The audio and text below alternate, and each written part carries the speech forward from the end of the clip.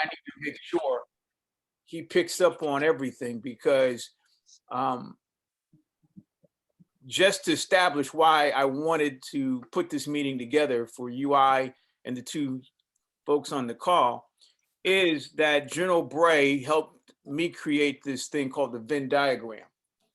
And the Venn diagram really, the product that I want to really focus on is something called the man card. And I was so impressed with how you took those two young men that you introduced me to when I came over last week, who were deploying some of the things that you taught them about handshaking, introducing themselves. That type of thing is really important, not only to your young people, but a lot of the young people I meet, they can't do that. They don't know how to shake a hand, look people in the eye. Really, they don't have any of those skill sets or even the mindset to even understand that that's important in being able to grow their brand. So General Bray, I think, will have a lot to say about, how far I've come in learning how to deploy the man card. And so I'm not going to talk about it because I'll screw it up. But I really want to be able to applaud you, man, for tackling that part of the game, because you can expose them to a lot of things, but if they don't know that part of it, they're done before they even start. Right. No, you're absolutely correct, man. And it's just part and parcel to what we do overall with regards to youth development, right? It starts by establishing a certain mindset for success.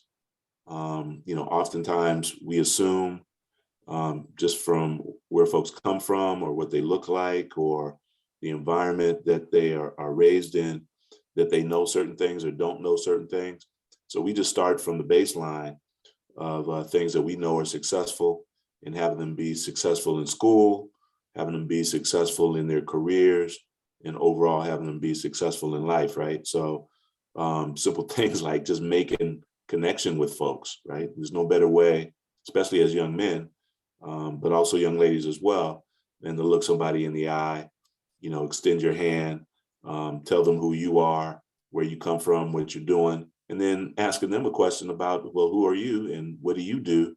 And thus kind of provides the foundation for networking, for connecting, for developing meaningful relationships, right?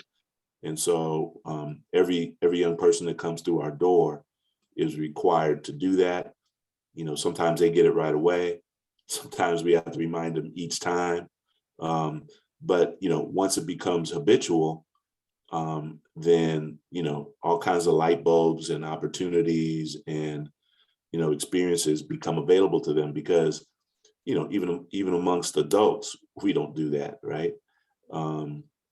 And so we know that it works, and so we just make sure that those and other things that are foundational are delivered and ingrained, and then we can begin to introduce them to opportunities in the entertainment industry, right? Then we can begin to introduce them to internships in other industries as well, because we know if they practice those things, they won't just get introduced to those opportunities, but they'll be able to sustain those opportunities and grow those opportunities into part-time or full-time employment. Great. Okay, man. So Terrence is on the call. You've met Terrence before virtually. I know he's only got another 20 minutes before he's got to jump. I know you probably do too. We've also got Damone Williams on the line. He is our apprentice for Dakar and really our case study for how we're going to create more Damone Williams so that we can push people through a smart pipeline to get them to not only be apprentices, but to get them placed in the industries for which they, determine that they want to be in. And so what I want to do is have Terrence talk a little bit about his vision for an apprenticeship program, because that's really where I believe we can establish a link to where your program may be, to where I want you to be able to consider and actually envision yourself being kind of a pre-apprenticeship pipeline to our apprenticeship program. Okay. So Terrence, if you can share Sure, with Leo sure. some of the standards and competencies that we're looking for our apprenticeships. Yeah, and I think where it starts is this digital media production area. I think that's what we talked about briefly, but really it's starting with from we have a call it standards for the curriculum. We have the check boxes that we have to approve for apprentices in order to show that they have competence in this area, and that has the area of editing, audio, filming, and then developing a final product and delivering that to a client. So we're taking this idea of an agency model where really these apprentices, pre-apprentice folks will have the opportunity, and what we're asking for is clients give us one project a month, give us a weekly check-in on that project, and give us the opportunity to produce, as Damone has, his example is he's produced a 1-minute trailer for subject matter given to us by a client. So, and primarily we were asking for things like Warner Brothers to say, hey, let us tell the behind the scenes of the community action things that you do that you don't capture. Mhm. And they think that that's interesting. And we did that for AME, that's the Media Alliance. Kevin, I don't, but they were at Warner Brothers Studio. Yeah, they're definitely there's a story there, but they were our first, let's say, quote unquote, client that said that they wanted us to deliver something that would allow them to deploy it for their promotional purposes. They wanted a 1 minute and 8-second or 1 minute cut down of all the things that they produced as a 3-day conference for. Excuse me, gentlemen, Yes, can you just excuse me for one hot moment, please? Sure. Yes, sir. I'm sorry. No worries. Hey, Terrence, what I put in the chat box, I put a link. I want you and Damone to both click on that. It's for the UCLA Global Sports Forum. Yeah. So do you still have that opportunity? Yeah. So Jake Tucker and I, we finally met. We had a meeting with Mitch Richmond, who's going to be participating, and there's some other new elements of that. I haven't been able to share it with you guys, but it's literally. So will we be able to be there the 21st? Oh yeah, and be there to do our crew and do that? So Can't family plan my mom. You look thin, sweetheart. Are you eating? What's that? Oh yeah. So aside from being able to be there, we have a chance to program, panel, workshop, dog and pony show, whatever it is that we can think of, because Dakar will be a sponsor. So let's program a session. Yeah. So we have to showcase something that is a show and tell. Well, we already have the piece that Damone finished, and we have AME that would be a referenceable client.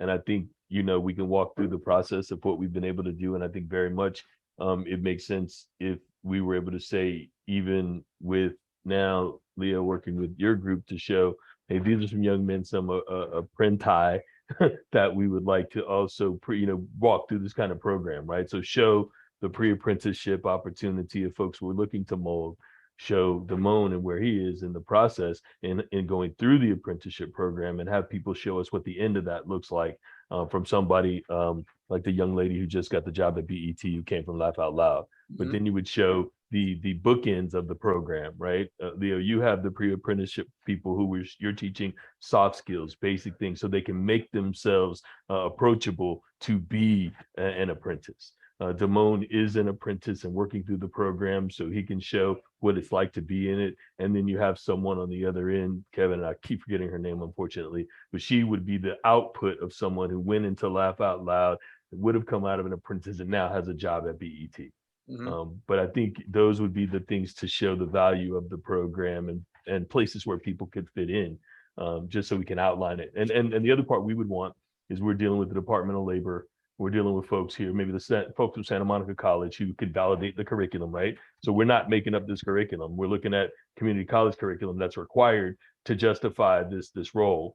So the curriculum will come from Santa Monica College as relates to how they teach the digital media program, right? So there's an opportunity, not just a certification, which I think is good along the way, right? Get certified in Adobe or whatever, but here's what it looks like to graduate from a program that can get you prepared for work. Because even those kids go through the program, aren't necessarily prepared for work. So Leo, I think the things That's you're right. doing at the beginning, showing them those soft skills, that doesn't get taught in school necessarily. So you still have to make yourself approachable. I mean, you could be a great student and have shot everything and everything else, but if you can't walk out, put on a suit tie, look somebody in the eye and say, hello, sir, I'm looking for an opportunity. Here's who I am. Here's what I know how to do. Can you find things that I can do within your organization, or point me to the right person where I can find that? Right? Just is that kind of a conversation. No, absolutely. I think that's on point. I think that we can develop a process. So when you're recommending folks, we'll give you the criteria for folks that are qualified to participate in our program. So we service FYI youth from 14 to 24. Okay. And so we would have them go through an initial application process through the city. Yes. And once they complete that application process, they'll be given an ID code that you'll make available to us. We'll enroll them formally in the Brotherhood Crusade program. And one of the benefits is it's a paid experience. And so for 120 hours, they'll get paid to go through 20 hours of soft skill training, and then 100 hours of an internship that we can kind of rename as a pre-apprenticeship program. So they'll get paid for 100. That gets the funding. And I think there's the next step, right? I mean, if they're in the pre-apprenticeship, like they go through the 120 hours. And so, I mean, Lee, are you familiar? And Kevin, we've been walking through this idea of, at least from what we're being told from the Federal Department of Labor, they need to see an apprentice go through the equivalent of 2,000 hours of experience or competency that's signed off on based on both curriculum and experience.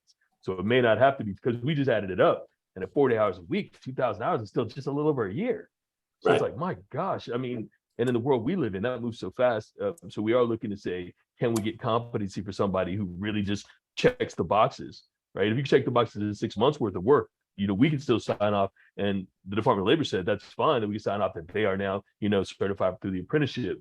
But it takes all those pieces, which means we need projects on a regular basis so that every month, right, a couple of projects are ongoing. We could put a team against that of 2 or 3 folks per project, and then build that up, right? Today we have Damone as an apprentice.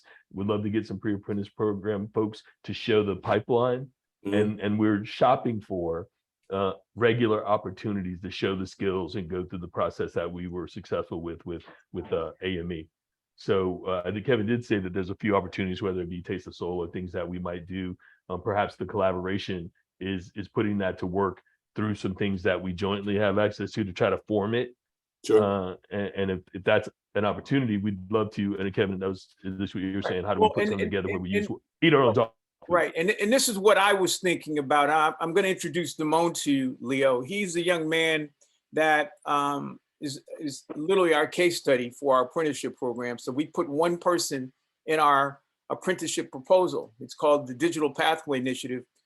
But we had to have one person who, we have brought through a process. So he got $15 an hour, 90 hours in at the Watsio agency through the city of LA.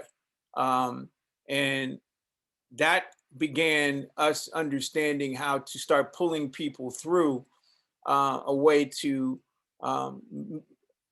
reach a critical milestone, for which I think the apprenticeship program is really looking for, is to get people a living wage. Well, $15 an hour is not a living wage, but it's a start for the apprenticeship, because the apprenticeship is not an experience that's unpaid. People got to get paid. And they actually also have to get some type of graduating scale of pay to be able to successfully get through the 2,000 hours of pay or 6 months of competency. If they're not progressing towards a promotion and pay and wage scale, well, what are they doing? They're not learning anything. They're not, getting the points. And so we've basically looked at the $15 an hour as a baseline for how people can not only learn how to get in the game, but possibly learn financial literacy, financial management, and more importantly, reach those standards that the the government saying is that people need to have economic opportunities. So, Sorry, I was saying, doesn't the state offer that $25 an hour? There's some trigger that triggers additional funding, or what? Wasn't there something again? And this is where we're trying to piece it together, right? If Well, you yeah, get the first so 140 hours or interesting you so, mentioned that, Terrence. So tomorrow I have a meeting with the county. the county. The county has $25 an hour. Now, That's it. interestingly enough, one of our young men, Leo, you remember when I first met you and I had a young man come in through Zoom on my cell phone? His name was Shoni. And I was trying to get him to, kind of describe, him as a case study. Well, Damone is the new Shoni, but Shoni was a youth ambassador for the county, and he got paid $25 an hour to be this youth ambassador. Well, as it turns out, Shoni's now 28, and they have now just reconnected Shoni with the county as a youth ambassador, and he's gotten a contract for more than $25 an hour. I have not been privileged to know exactly how much his contract is, but he is now the default youth ambassador for the whole county of LA to talk about workforce in digital media. And I just found that out yesterday. And so tomorrow I'm meeting with the Los Angeles County Arts Education Collective to talk about how they can help us understand how people can reach that 25 and over per hour dollar for the county from Weed Acts and some of the other funds that the county has, so that people can graduate from 15 to 20 to $25 an hour. Okay. So that's kind of where I'm looking at making sure that we have real successful case studies and individuals who can share with us how they've been able to get, as young Black folks, how to get these paychecks and these contracts. And so Shoni will probably be rejoining us to help us connect the county to the city, to our state and federal apprenticeship program. So we're going to try and, make sure that we covered, city, county, state, and fed for, our story. Well, So that we can figure and out. that's the key too. I mean, they are asking us to, make this relevant. I mean, I think locally, I got to applaud you. I mean, we've done probably better locally than we have. I mean, but getting this blessed by the Department of Labor, and then they're sending us through the state process. The Department of Labor's already signed off, and so we had to go back to the state. But showing that we can go through this graduated process will be the key, right? Showing that you can get somebody 15 to 25 funded by the city, the county, then the state to a job, right? That's the employer we want to put on the other side. So these are just a series of auditions, but we want it to be repetitive, right? If every month we have a few projects that people can go through, then we can have a reasonable process to drive, with 2 or 3 people times 2 or 3 projects. Now we're putting, 10 people a month through some process. And I understand that 140 hours is spread up. Like the folks that you have are split up, right, across maybe 12 weeks. So maybe they're 10 hours a week or something like that. Is that how it flows for you? Sorry. Yeah. So typically it would be like a 5-week. 5 weeks? Not 5 weeks, maybe about 20 hours of life skills education, right, up front. Mm-hmm. And then 100 hours dedicated towards the actual internship. And for us, the internship doesn't always translate directly into, working in the industry as an intern. Sometimes after 20 hours, because you can imagine if you're talking about changing a mindset, that's not going to happen in 20 hours. I know. Right? So, and so we may evaluate and assess based on where they're at, that they need some additional education and developing those skill sets, because it doesn't do the participant any good. It definitely doesn't do our worksite partners any good, and it doesn't do anybody any good if the folks aren't ready and we're just moving them through the process. That's what everybody else does, right? They just check the box and keep it moving. Yeah. So we want to ensure that once they complete TAWOW is what it's called, but it's really life skills. Once they complete that they're ready to go to the next step. If they're not, then we can engage them in other things, like maybe a virtual experience, or maybe there's programming that's available that just continues to kind of fine tune those life skills attributes and stuff like that. And so they still get paid, but they're just not, we're not handing them, as an example, off to you Got to it. start that pre-apprentice program and then move them into an apprentice program. Right. So we're more concerned about the quality and not the quantity of folks that we push through the program, because it's real important that, you know, these are life skills that they're going to use throughout any career, or if they decide to go to school, you know, so they can excel successfully and not just go through the process, right? So it could depend. Right. Uh, So, Yeah. and That makes Leo, sense. I guess, yeah, because Terrence's going to leave in a few minutes, but what I wanted to do is ask you, my ask is, how do we make you the subject of maybe a client or a project that we could do with Damone, helping us deliver a product? Because we're calling it product-based learning. So Okay. that, let's say that either Brotherhood Crusade or the youth program needs some type of marketing collateral, mhm. whether it be a website or a PSA or whatever. Is there Okay. one thing that you can think of that we could do to deliver a product that could be functional and helping you guys say, oh, okay, well, this is a real, useful tool to help us understand if our students can do this kind of stuff.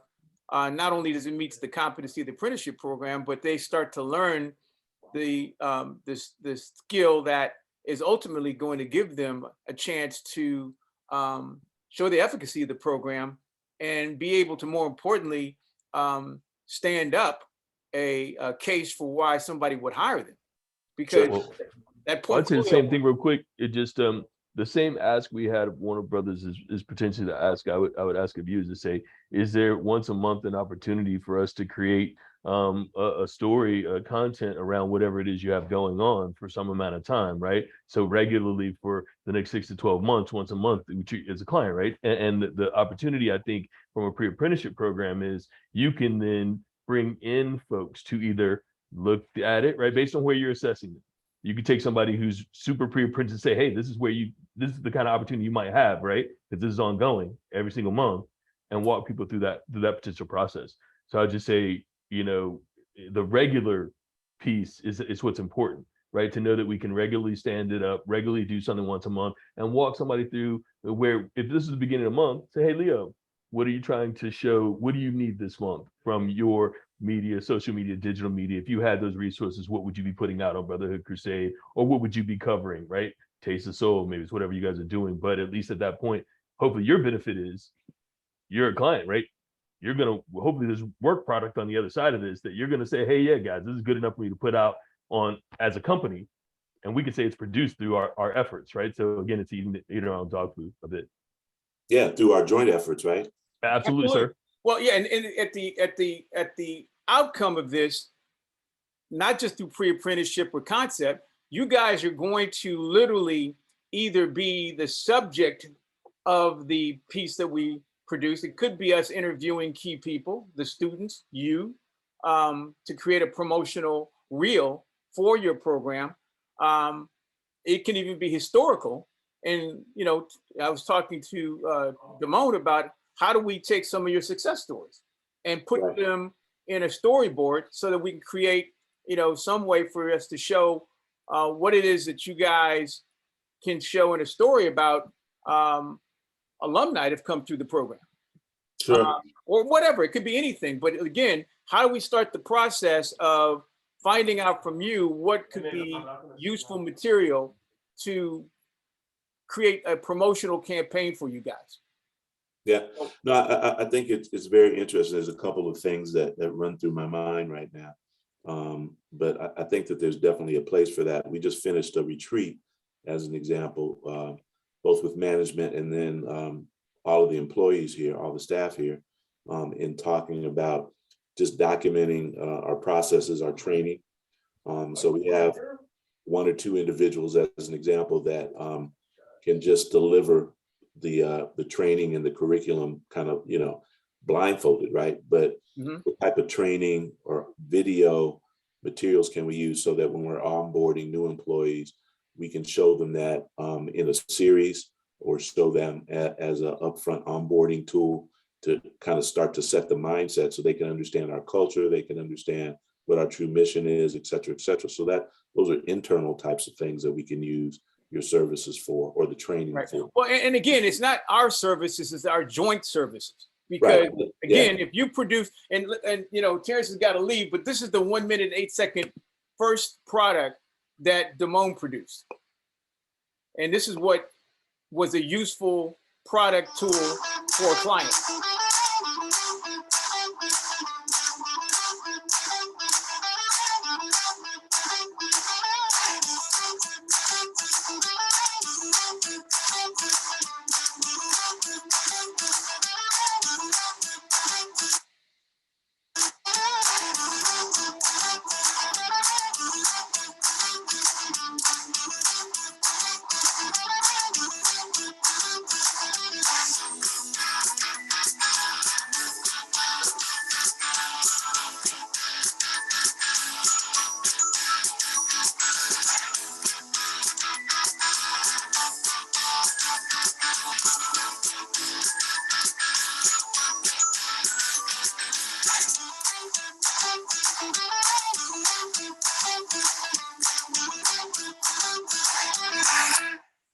And so this was a process. He did 16 different drafts with the client participating in it before we got it right and delivered it on time to them. And what he learned, aside from just the editing, is really how to source and serve and fulfill a client need. That's really what an agency is supposed to, you know, be doing at the end of the day. So it's not just the, you know, the digital media work, it's all the other things that, you know, are project management, and just a ton of different things that I can, you know, think of that could be modules that Well, it went capture to delivery. So that was captured at the end of May, right? And June. it was, so it was captured in June, delivered to the client at the end of August, with something that they could use for their next year, right? And that's and you should send the link, Kevin, because it was jerking a little bit, but that, I mean, but the fact that the moment was able to now within a 30-day window take all the footage from them shooting it, and because he was part of the process of shooting in the rest, then able to then construct that into a final product. So literally, it was from it being shot all the way for it being delivered to a client, and Damone's the singular through line to all of that. So it's also important to know that was the process that he went through from end to end, not just picking up stuff that he had, but he actually shot it, had to put it together, organize it, drop it in folders, all the graphics, all the rest. I mean, everything. So and those are the things that, you know, again, modularly, we want these students to be able to execute so that we can check the boxes and say, hey, they've learned how to do these things in a way that deliver not only a real experience, but a real product to a real person, as Terrence said, on time, on scale, on budget, on platform. Sure. Because, No, you know, so those are the things that have to be, you know, considered before, you know, we think about just anything. It's not even curriculum, it's just real life, real world, you know, things that they will learn how to, you know, stack and put it not only in their portfolio, but this is how, if they did ever get an opportunity to find a client, they could possibly, you know, do this by contract. Yep, So, yep. No, I totally get it. And I think the opportunities for creating projects, to Terrence's comment, are limitless, right? And then the value is not just developing a skill set, but actually allowing folks to be able to, whether they're working for someone else or in an entrepreneurial vein, be able to feed themselves, right? I mean, that's the ultimate goal. And teach them how to hunt, because I see within this, you know, once you learn that skill and we're guiding them towards potential projects, they're going to learn how to go out and get their own projects themselves, and they'll have a portfolio already established of how they can get it done, right? And so, yeah, I'm on board. So just to level set with regards to expectation, I don't operate in a vacuum, and so I need to talk with folks that I report to, especially when it involves maybe doing some stuff internally. Terrence, I like your idea with regards to Taste of Soul that's happening next month. And we're like intricately involved in that production, although it's not our production, it's the Bakewells and the LA Sentinel. But Danny Sr. is on our board and actually one of our founders of Brotherhood Crusade as well. But there's other things that are coming up. We have a golf tournament coming up in October. There you go. We have a gala happening in December that's going to involve Mookie Betts as a major awardee. We've got a Thanksgiving event where we're going to be giving away food. Right. And so there's lots of warm-up opportunities where we can create opportunities for our youth that are involved in our program to maybe work with Damone to learn the process so that, we can kill a lot of birds with one stone, and then develop the proof of concept and start to roll into other partnerships and relationships that we have with some of our work site partners. So we send our kids to all different industries. We partner with various job sites and work sites that we can in turn pitch to them. Are there some digital things, some marketing things that you need done, which will give us some defined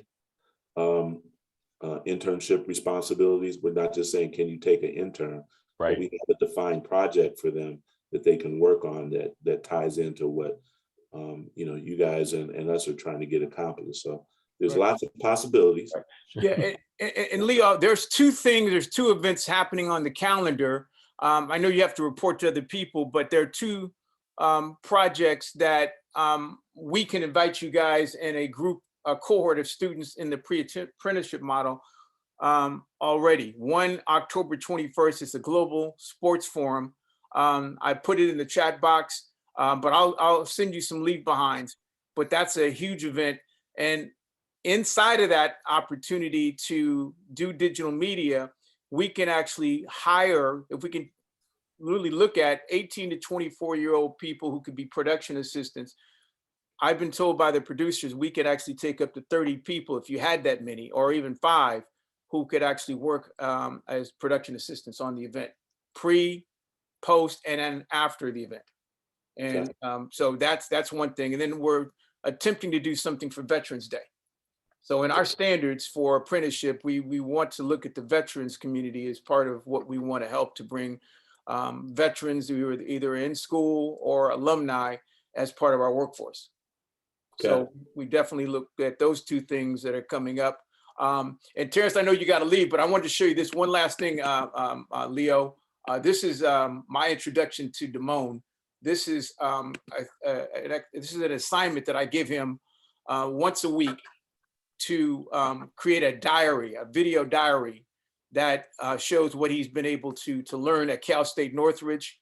He's a teacher's assistant. He gets 3 units of credit. He gets 6 units of credit for being an intern. And so let's take a look at this here. Hello, this is Damone again. I'm here to talk about my second week as an intern in TA. I can safely say that this week brought much more positive developments than the last. The first being that I finally managed to find a way to access. Uh-oh. My internet is unstable here, so. Positive developments than the last. The first being that I finally managed to find a way to access the files sent to me by Professor Piersimone by using a free program called Power. Is it still sticking and you guys in? Yeah, it's stuck, but I mean, you should drop the link in though. Hello, this is Damone again. I'm here to talk about my second week as an intern in TA.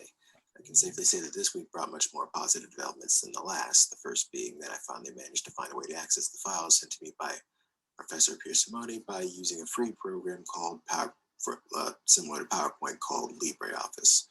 From there, I was able to convert them into slides and share them with her once I was finished editing. I have no doubt that this will be a very useful tool for me going forward. On Tuesday, I rushed to campus to try and meet up and film something with another TA named Nick and the guy who runs the school's film equipment room, David. The professor wanted us to get a video of him showcasing some of the equipment they had. She gave me Nick's contact info, and the two of us agreed at a time where we'd both be free and met later on campus. Problem was, when Nick and I got there, we learned that David wasn't told about this earlier and was pretty much booked for the day. Lucky for us, he said we'd be able to meet with him and film on Thursdays, so the trip wasn't a total waste. Unfortunately, I wouldn't be able to make it because I had prior commitments, namely a meeting at Warner Brothers for Dakar. So Nick would have to go with another DA. And finally, there was the to join meeting at WB. My boss Kevin wanted to try to establish a relationship between Dakar Foundation and Warner Brothers so that we have a chance of doing contract work for them in the future. He also told me to dress up in formal business attire, so I grabbed a button-up shirt, slacks, and one of my best coats before driving out there. The drive was long, but shorter than I expected, so I arrived about an hour early, and after sorting out the parking situation, I waited at a Starbucks until Kevin and Terrence, another representative for Dakar, arrived. Soon after they showed up, and we went over the agenda, Christina, the lady we came to meet, came over and led us to the meeting room where Sally Chan, Lady Kevin, and I met at the AME that meeting was waiting. There wasn't too much from the meeting that I could remember off the top of my head, but fortunately it was recorded by both me and Kevin, and so here's a little bit of what I got. It was looking at Dakar as a digital media agency, web page, however you want to look at it, and looking at Damone as a resource, right? So he's our video producer. He was the shot, edited, created that. And his apprentice program allows him to deliver that. So we'd love to have you as a client, and we had AME as a first test client that we shot here, right? And Damone walked through the process with help from myself and his instructor and Rupert Ramane and other folks who all gave feedback to Damone in order to deliver a product on time, on schedule, and that the client was happy. Right. And so that's the piece, at least beginning. Yes. And we'd love to say, if we could end up having a commitment to say, okay, well, once a month, for the next 12 months or so, we'll do a project for one. Yeah. You pick what it is, the rest, and whether it's coming here while you have an event and shooting it, something that's happening in LA, footage that you have from what you have going on in Georgia, and pulling that out, but an idea that on a monthly basis, we might be able to treat you as a real client and say, how do we deliver value back for you as a client and have our apprentices deliver that work for you. They just as a simple ask. And again, framing that as whatever that makes sense from a dollar value that allows us to then put money in the pocket of the apprentices. And also some of the apprentices are being paid by the state or the feds. In Damone's case, there's like a gap. So the foundation covered his gap financially while he was out of the window for city funding, and county funds. Okay, so you get city, county funding. Yeah, and it is really for us to kind of thread the eye of the needle because it's based on not only age but socioeconomic status. Some of the monies go to people who are literally out of school, underemployed, under-resourced. That's the biggest pot of money we found, 18 to 24. They're maybe not the most likely candidates for an apprenticeship program, but that's what the city of LA and the prevailing winds are saying, push those groups of people. Well, that was hard. That created the gap. I mean, ultimately, if you look at it, because Damone is in college, about to graduate, has been here, then unfortunately, it creates a gap. Not that there wasn't funding being allocated for the pool that Damone's in, but there's gaps in terms of some of those folks who may not fall into our apprenticeship lane. So we have to find alternatives. So that's why we're looking at state, federal, county, local, in order to maintain a pipeline of prospects. But with Damone being prospect number one, like the alpha use case, if you will. And it happened here.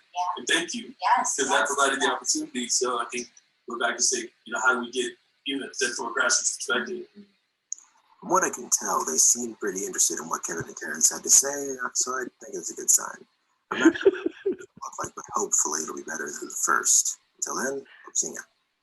Okay, just so you know, Lee, I've never seen that, by the way. So this is the second. So I have this is the second installment he's done, since school started. But literally, this is something that I'm having him do every week. And at the end of the semester, I'm going to have him do a cut down of this. It's going to be a short documentary on his experience, not only as an apprentice and as an intern and as a teacher's assistant, but as a student and a person kind of matriculating through life as a 22-year-old person. So that's Damone Williams. And that's why I think it's important for me to show you this, because really this is his ability to kind of create a way for him to introduce himself to the rest of the world.